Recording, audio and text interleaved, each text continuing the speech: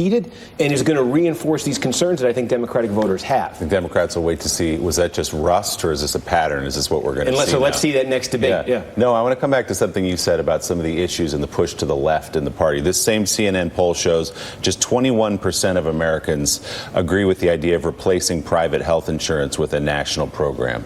Bernie Sanders raised his hand for that question. Kamala Harris raised her hand for that question. She said she misheard the question and that she said there would be the option for private insurance for supplemental coverage. She's kind of been back and forth on that question. Also, the idea of providing health care to undocumented immigrants is unpopular in this CNN poll. What is the impact of the drive left in these debates? Well, it depends on how much focus we devote to them, and I'm glad we are, because it's important. Senator Harris's explanation there is really uncompelling. She was on a CNN town hall with Jake Tapper about 2 months ago where she was very flippant and dismissive of the notion that Americans, 180-some-odd million Americans and their dependents on private health insurance, employer-sponsored health insurance, would lose that coverage. Let's get rid of it. Let's do away with it, which is something you have to do in a Medicare for All plan to make it sustainable.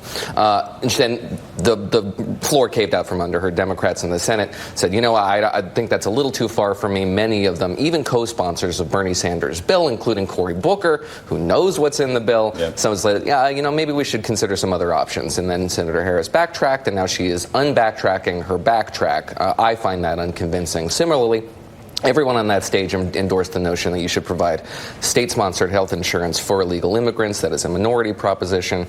And similarly, Kamala Harris is really basking in this busing moment, and she has come out and said, listen, schools are more segregated than they were in the 1970s, 1980s. At this point, we really should take another critical look at the legacy of forced busing. And for her, she should really hope that we do not do that. Because if we were to really critically examine that legacy, we would find that it exacerbated racial tensions, it exacerbated geographic self-sorting among races, it resulted in bad outcomes for African American students. It was not a great program, and the doing away with that was inevitable. It's a verdict of history that I don't think is going to be reversed, and she doesn't want us to focus too deeply on that.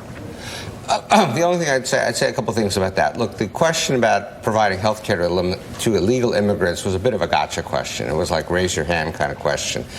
The alternative would be not raise your hand and suggest you want illegal immigrants to die in the streets. I don't think anybody wants illegal immigrants to die in the streets. As you know, people have automatic access to